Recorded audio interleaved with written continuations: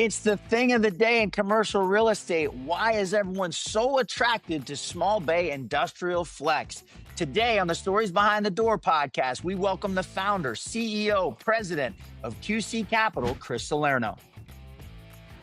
Before we get started, I want to thank my good friends at Kiwi 2 Construction. Over 30 years in the steel business in self-storage and small bay flex. When they say it's going to get done, it gets done. Shout out to them for supporting the podcast. Now we're going to jump right into it with Chris. Chris Salerno, thanks so much, first of all, for joining the podcast. Yeah, thanks so much for having me. Excited for this conversation. Yeah, it's the rare thing. Obviously, this podcast started out in self-storage, and the predominantly has been people in self-storage. But my passion recently has been small bay flex. So really excited to have somebody on to really dig into this amazing asset class that's really exploded over the last year in terms of the interest that people are showing to it. I always start the podcast with the same question, and obviously we're dealing with small bay flex today. How did you get into this asset class? Yeah, no, that's a great question. And again, thanks for having me on. Excited to meet you in person next week in New York City. So that's going to be some fun and exciting conversations. So I've been in the real estate industry over a decade. I've created QC Capital going on 7 years. And I've known my business partner and COO of our flex space, Chris Bennett, who you know very well. He was on this show, wealth of knowledge when it comes to self-storage. He and I met earlier this year. And we met. He left his previous company that he was partnering with and those business partners. And he said, "Hey, Chris, wanted to catch up and I wanted to also, run something by you to see if you would be interested in partnering on Flex Industrial here in Charlotte." I said, "That's funny that you asked that. We are primarily in the car wash sector. So as a private equity company, we own 7 different companies underneath us, one being car washes, which that's our main focus." And I said, "Chris," I said, "ironically, I've been thinking about it and studying that market as well, because we have investors from all walks of life that they don't just want the business and the real estate aspect. They want that traditional real estate too."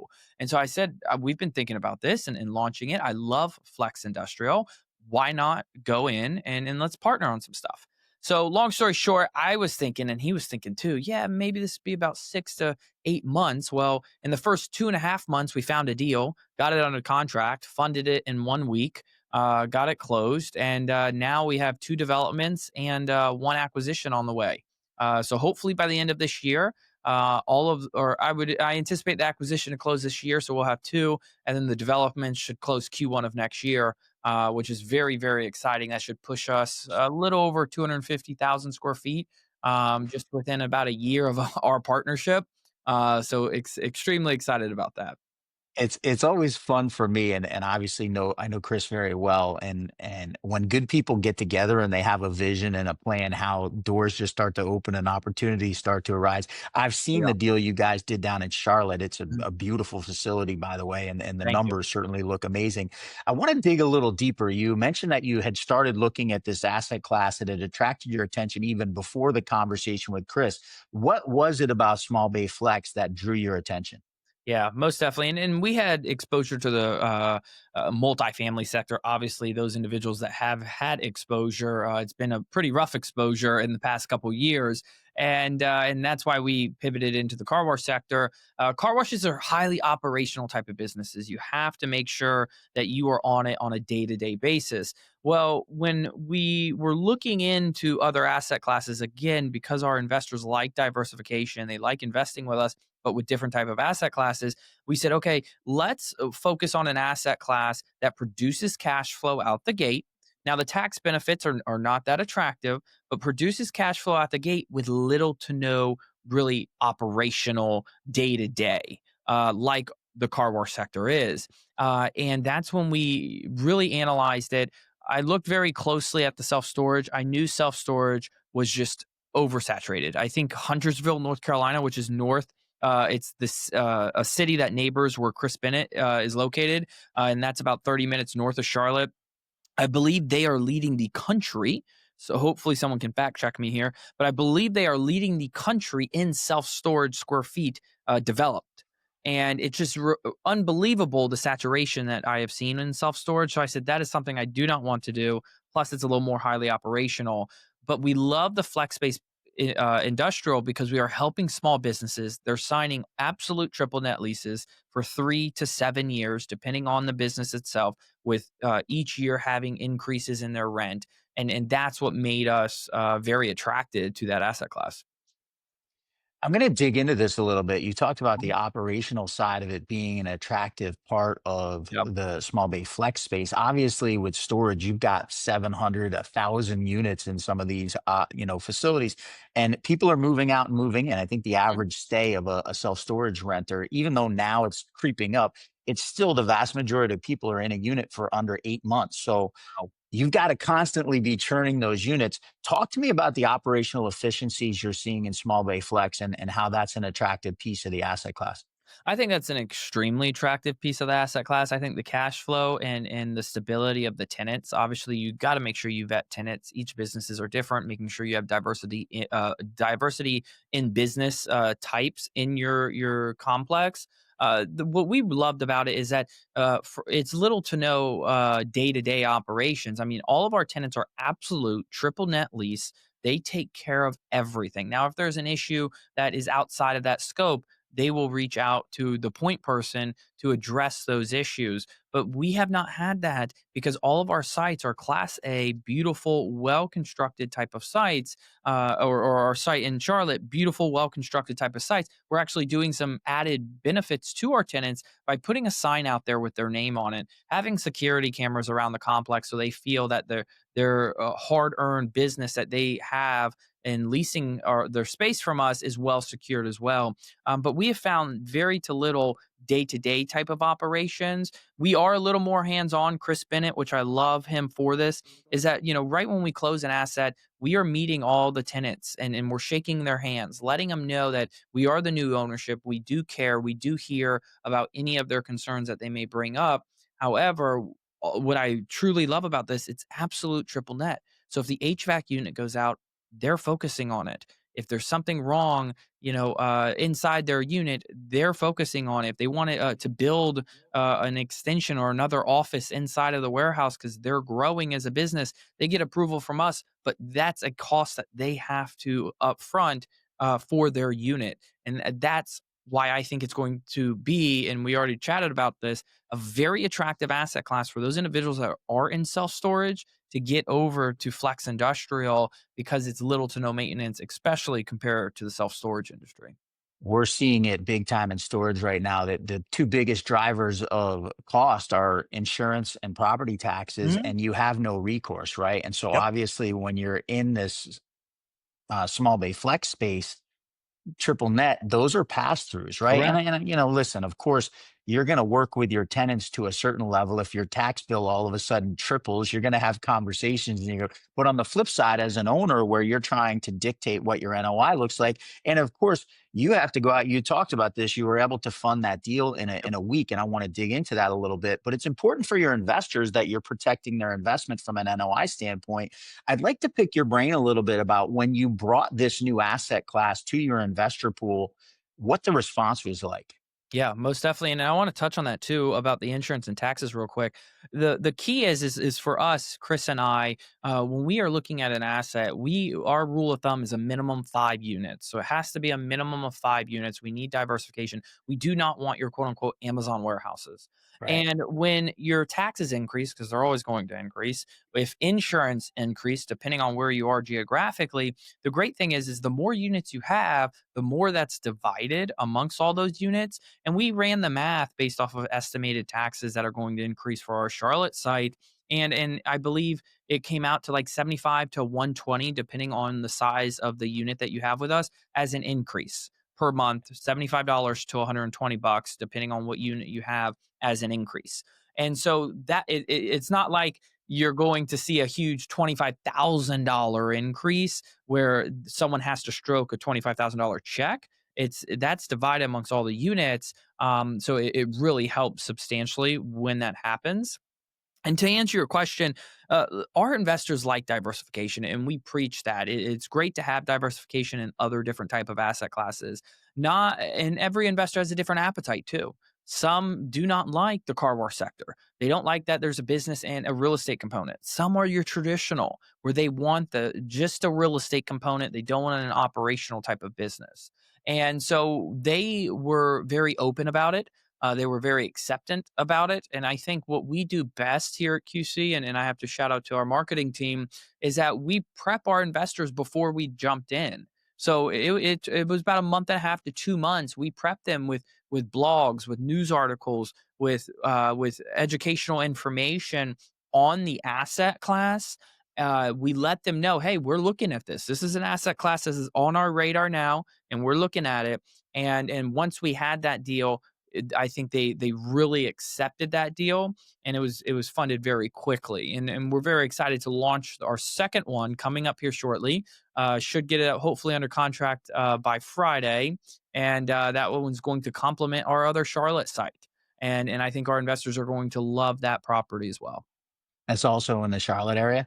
It is. It is also in the Charlotte MSA. It's not too far, about 15, 20 minutes from our other Perfect. acquisition that we have there. But it helps tremendously because we have a development going on in North Charlotte as well. We're proposed around a 60,000 square foot a flex industrial that we will obviously subdivide that into multiple units.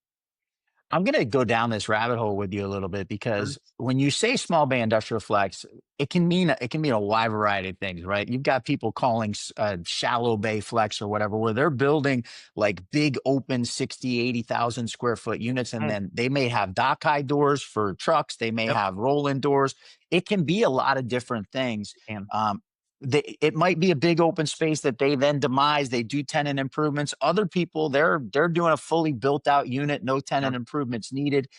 Talk to me a little bit about QC's vision and where you see yourselves in this space and what's an ideal type of a small bay flex project for you guys. Yeah, very similar to how you've seen our acquisition that we have here in Charlotte. When it comes to development, the exterior will be very similar, depending on the city. Obviously, we may have to do a different type of facade on the outside for city requirements. But what we like is you have a front door. If you're facing the building, there's a roll up gate or a roll up garage door, and then you have a door right next to it that can lead into the office. When it comes to our development, we will basically build out one spec suite, quote unquote. So potential individuals who are going to lease can get an idea of it. And then we're going to more than likely leave the rest just open for when they come and say, hey, I would like two offices or three offices, but we're going to give them a range of the options that they can pick. So it's very simple. We can have a contracting crew, knock it out very quickly. And that helps tremendously on time frame when it comes to our development. Another thing too, and a huge reason why I love this industry or this asset class is that Chris and I had a meeting with the city council members, and we had to rezoning this particular asset or this particular parcel. And in that city, prior to that, I had a conversation with Chris, and I said, Chris, what I love about this is that no city council will ever deny us if we are going for rezoning. And I said, here's the reason why is because where this particular property is that we're rezoning is right next to a huge industrial, and I call it the Amazon warehouses, your 100 to 200,000 square feet warehouses. And I said, we're here to help small businesses. And that's how you pitch it to the city council is these facilities are to help small businesses, electricians, plumbers, a startup company that is maybe a gym or a training company. And pitching it that way, these city council members, all of them said, yes, we approve. Go ahead and file the right documentation. We'll approve this rezoning. And I said, that is a gold mine.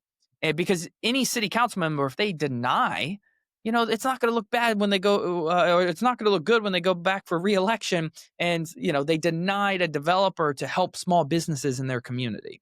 So that's one thing. Another reason why I tremendously love the development side of these is that you're helping small businesses in these communities have an office, be organized, have a space so they can grow.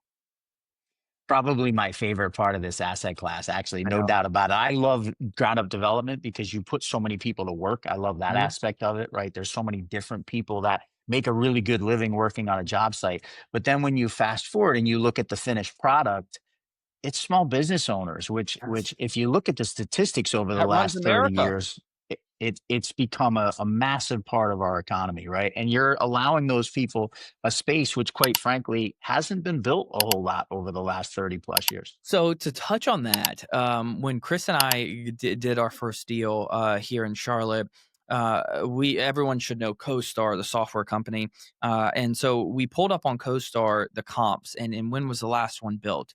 And Chris says, "You won't believe this," and it's Chris and Chris, so it's easy to remember. But Chris told me, "Hey, you won't believe this." I said, "What's going on?" He says, "The recent." Comparable or newest product to ours, which ours was 2023, was built in 2004. The other one was 1996. I said, "No way." And we pulled it up and I was like, "What happened for the past 20 years? There's this no development? Like this is mind-blowing." And so and that's when we had that aha moment. We're like, "We're on to something here, especially in the Charlotte market. Let's start developing, let's start acquiring as many as possible, and let's package this up." And that's what we're doing.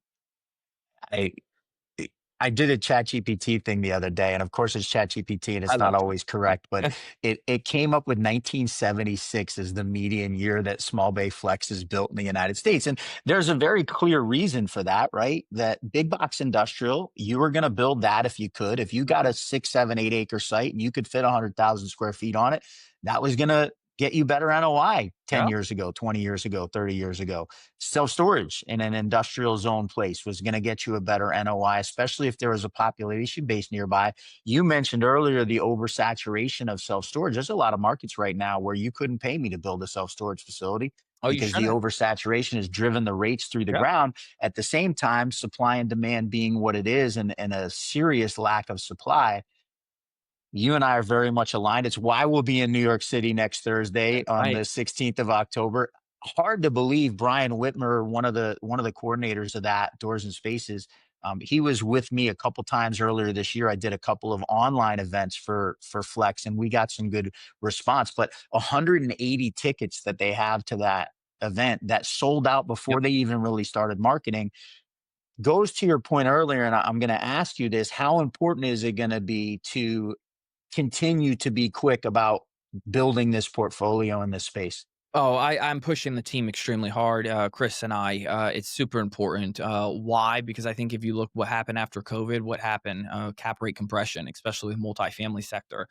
Everyone and your mom was a multifamily syndicator, and same with self storage. So I think you're going to see a lot of those individuals hop over to the flex space, as discussed. And when they come over to the flex space, you're going to have some that are not going to be able to underwrite properly. You're going to have some that has different thresholds. And that's the thing. If my minimum threshold is 8% cash flow every single year, that's my minimum threshold. I won't budge. Great. But if yours is 6%, you're going to beat me out all day. You're going to pay more for your property because you have a minimum cash flow threshold.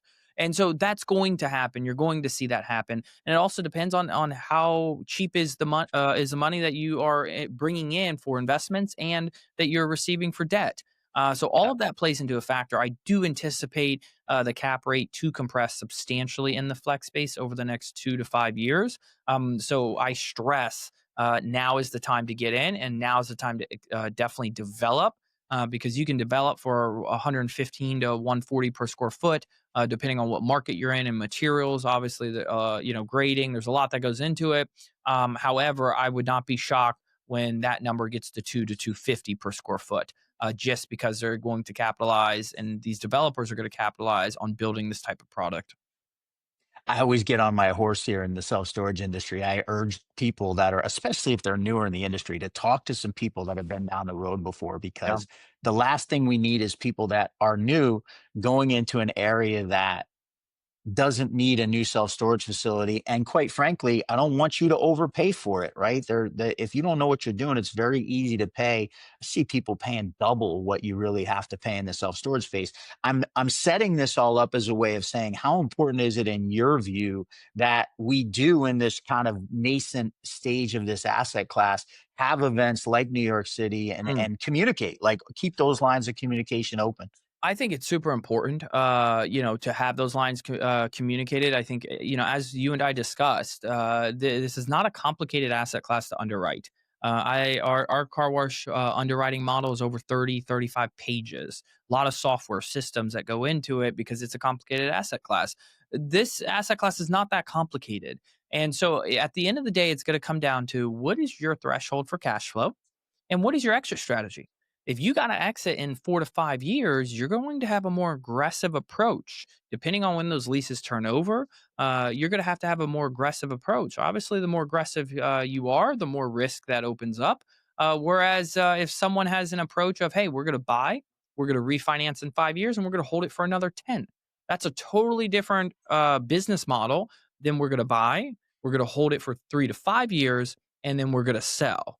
You're going to want those. The second option is people are going to try to juice up as much as possible with that gross revenue and the net operating income to get as much as they can in 3 to 5 years.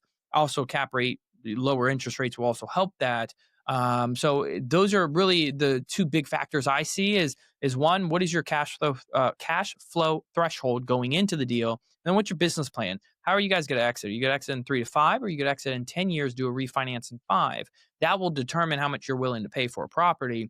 But yeah, I think everyone needs to communicate properly. If not, the lovely part about how we're built as humans is some are a little more aggressive, some a little more competitive than others. So I do think you're going to see some cap rate compression in the flex industrial in the next 2 to 3 years once it really opens up to those self storage guys. I want to go down that road a little bit. You brought up this idea of cap rate compression a couple times. By the way, fully agree with you. I think that as interest grows, and as institutional capital starts to come in, I think there's a couple of hurdles that we need to overcome. But 1000% see cap rate compression. How much do you think that's going to happen? Is it going to be half a point? Is it going to be a point? Where do you see cap rates now as you're planning an exit, and then where do you think they might end up? Yeah, I mean, what we're seeing right now is anywhere from, thankfully 7.5 to 9%, give or take. In some bigger markets that are a little more competition, we're seeing anywhere from 6.75 to 7.5, give or take. I think cap rates are going to compress, either I would say point 0.5. Or probably a whole point. Reason being is because, and as you know, once institutional gets their hands on things, they have a different threshold. You know, they're paying their clients maybe 3 to 4% cash flow. They're taking the difference. To me, 3 to 4% is not worth my time. I need more than 3 to 4% to wake up and get out of bed. But you got to think, banks are paying 0.001 in savings accounts. Those money market accounts are creeping back down, and but they have to place capital into asset classes, even on the equity side. And with those lower thresholds, they're able to pay more. But they also have to write larger checks as well. So I think you're going to see a couple funds out there that are 100, 200, $500 million funds that raise capital from institutions and then deploy that capital amongst multiple different type of small bay industrial properties. But I do see that cap rate going to compress in the next 2 to 3 years, especially with this self storage, because in my opinion, it's oversaturated. I don't disagree at all. Although that I will say in self storage, it's crazy to me. I'm actually surprised it's happening. Cap rates have stayed in the low fives on major market Class A transactions, which even seeing some things go under five. I think a big piece of that is the operational side of it, because third party management is so robust in self storage that these big institutional capital, they can come in and buy and not have to worry about the day to day. To your point about small bay, this is something I 100% see happening in this asset class as well. And one of the reasons, like you, I believe that we're going to see cap rate compression. You're going to see third party management become a thing in the small bay flex side Oh, of yeah. it. And when that happens, beware, because institutional capital already knows it's out there. It already knows what the opportunity is. It's just a matter of having those packaged portfolios private equity doesn't want to write a check for $8 million. They want to write a check for $800 million. So when we get to that place where those type of portfolios are available, you're going to see some, I think, significant cap rate compression. To your point, I I'm going think to you're spot on. change gears a little bit. I'll let you respond to that. Go ahead, No, Chris. no, I think you're spot on there. I think you're going to see that cap rate compression, and it's going to be a very very attractive asset class come here. Chris and I are already discussing third party management and bringing that in house to manage all of our sites. So we will more than likely do that on this next acquisition. Is bring that in house, and we'll build out that third party team ourselves. Love to hear that. I'm going to change course a little bit. I would be remiss if I didn't go down the road with you. You went to UPenn. I'm Uh-huh. from outside of Philadelphia. Little known fact that I don't share with many people. That was my dream school when I was in high school. Lesson to anyone listening to the podcast: do not let somebody tell you to abandon your dream. I listened to a Great. college advisor who told me I shouldn't apply to UPenn, and I didn't. In hindsight, little regret there, but went to Tufts, is okay. I want you to talk to me a little about, you clearly are energized by business. It's Oh, clearly something that, like, man, when we start talking, it's just, you see your I energy love it. start coming through. How important was UPenn in that journey? And obviously Wharton, such a renowned business school. Yeah, so I spent some time there throughout COVID. They were doing online classes, and everything was shut down. Business was a little slow, so I said, "Hey, I'm going to go ahead and get some nice education from those professors there." And what I decided to get into was marketing and business and marketing. The real big thing about marketing is psychological. Everything we do is psychological. Look how QVC is slowly dying. Everyone's going TikTok, Instagram, Facebook. I don't know if you know, I have a son. He's 5.5, going on 25 some days. But when he was growing up, he was watching Coco Melon. I don't know if you ever heard of Coco Melon. Did you know Coco Melon's sold to a private equity company for $85 million? Yep, $85 million. Once they sold, 2 weeks later, they were in every Target, every Walmart, everything. Mhm. And so, why do I bring Coco Melon up? I bring Coco Melon up because if you have your child watch Coco Melon when they're younger, have you ever walked by the TV and it just caught your eye and then boom, you're like memorized at the TV? It's all about marketing. It's all about psychological sounds, shapes, colors, all of that. And so that has helped me and helped the team when we're doing marketing type of packets, when we're marketing to get more investors. It's all a psychological play.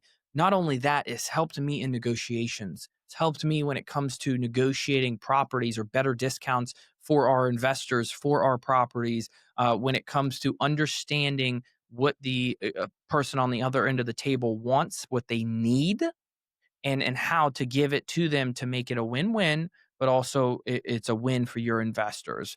So that has helped tremendously. Going there, listening to their professors when it comes to marketing and the psychological background on it. Oh, I'm so glad I asked that question. And Yeah. anytime I think about it now, right, as an adult at 52 years old, it shocks me sometimes the things that have become me. I just saw an ad the other night for Snoop Dogg is back at the Winter Olympics, right? You talk about that psychological effect of marketing for those of us at 52 years old. Mhm. When I was in my early 20s, late teens, when Snoop Dogg came on the scene, it's an immediate attachment that you Correct. create. So your point is super, super Think powerful. think of this early 2000s. My apologies for interrupting. Think of early No, go ahead. 2000s. And I'm a health nut. As you get to know me, I'm a health nut. I eat all healthy and take a lot of preventative stuff. But look at early 2000s. I remember when McDonald's supersized everything. "Oh, wait, you wanna supersize that?"